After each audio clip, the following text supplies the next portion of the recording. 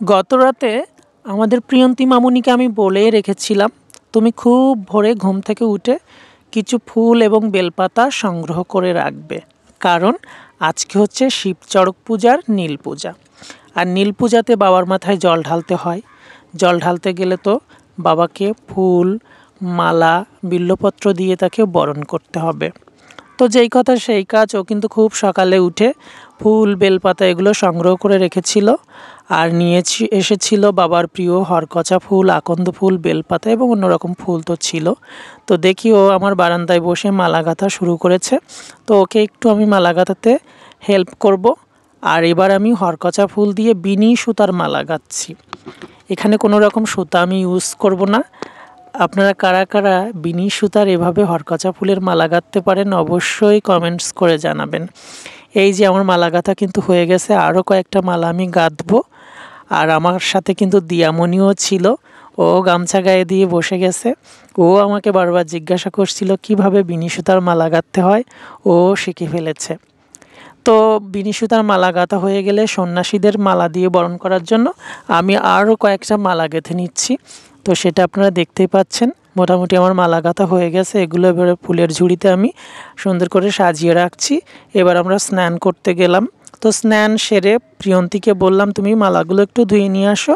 আর এদিকে কুমার এসে গেছে। কুমারের সবার কিছু বেলপাতা দরকার, ওই জন্য আমাদের ছোট গাছ থেকেও কিছু বেলপাতা কালেক্ট করে নিল। আর দেখুন বেলপাতাগুলো কত সুন্দর লাগছে, একেবারে কচি বেলপাতা। আর বাবা মহাদেব কিন্তু বেলপাতাতে খুবই তুষ্ট হন। এই যে আমাদের মন্দিরের পথে, মন্দিরের মাঠে চলে এসেছি। আমার সাথে দিয়ামণি আছে, প্রিয়ন্তী মামুনি আছে, কুমারের আছে। আর এই যে মন্দিরে চলে এসেছি। খুব একটা মন্দিরে ভিড় হয়নি, কারণ খুব সকাল সকাল আমরা স্নান টান করে চলে গেছি। আর ওই যে আমার উদয় বিআই মশাই এসে গেছেন, ওরও একটা মন্দিরে মানসিক রয়েছে, তো মানবটা পূরণ করার জন্য ও চলে এসেছে।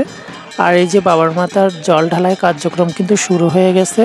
অনেকেই কিন্তু এখানে এসেছেন এবং লম্বা একটা লাইনও দেখতে পাচ্ছি। তো যেহেতু ভিড় কম আছে, এজন্য আমরা খুবই ধীরে সুস্থে সুন্দর পরিবেশে বাবার মাথায় জল ঢালবো। আর এটা হচ্ছে সৌরভ, ও কিন্তু সন্ন্যাসী আছে।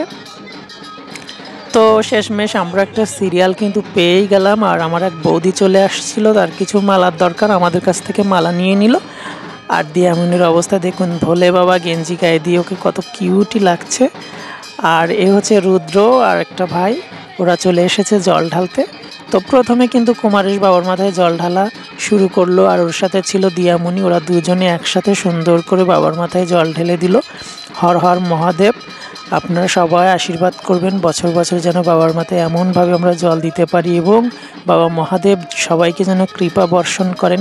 মূল সন্ন্যাসীর সাথে কুমারেশ আবার একটু কোলাকুলি করে নিল। এবার হচ্ছে আমাদের প্রিয়ন্তী মামুনি বাবার মাথায় জল ঢালবে। তো ও সুন্দর করে প্রথমে একটা মালা, ওর হাতের গাঁথা মালা সুন্দর করে বাবার মাথায় পরিয়ে দিল, এবং বিল্বপত্র তো দিয়েই দিল।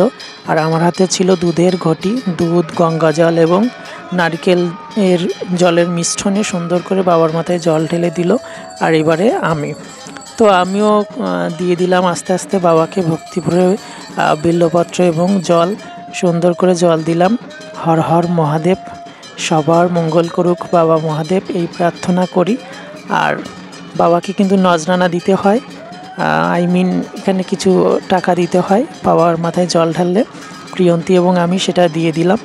এবার মূল সন্ন্যাসীকে আমরা বড় একটা মালা দিয়ামণি পরিয়ে দিল, কিন্তু দিয়ামণিকে কিন্তু আমাদের মূল সন্ন্যাসী দাদা কোলে করে কোলাকুলি শুরু করে দিল, এবং আমিও মূল সন্ন্যাসীকে একটু প্রণাম করলাম। আর তারপর ওনার সাথেও আমরা একটু কোলাকুলি করব।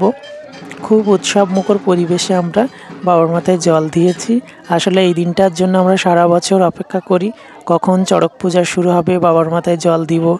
আর আপনাদের জ্ঞাতার্থে বলে রাখি, আজকে হচ্ছে বাবার নীল পূজার সন্ধ্যাতে কিন্তু খেজুর ভাঙা হবে। আর আগামীকাল সোমবার কিন্তু আমাদের মাঠে বিরাট বড় একটা মেলা বসবে।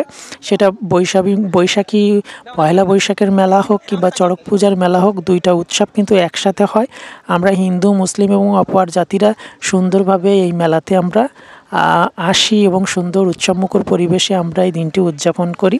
তো আপনারা যারা আমার ফলোয়ার্স এবং সাবস্ক্রাইবার বন্ধুরা আছেন অবশ্যই চলে আসবেন আমাদের মেলাটি দেখার জন্য। তো মন্দিরের পিছনে আমরা চলে গেলাম, যেহেতু আমরা সকাল থেকে উপোস ছিলাম। এখান থেকে বাবার স্নান করানো জল বন্টন করা হচ্ছে, আমরা ঘটিতে করে নিয়ে নিলাম এবং এক এক সবাই খেলাম। তো সবাই ভালো থাকবেন, সবাইকে টাটা।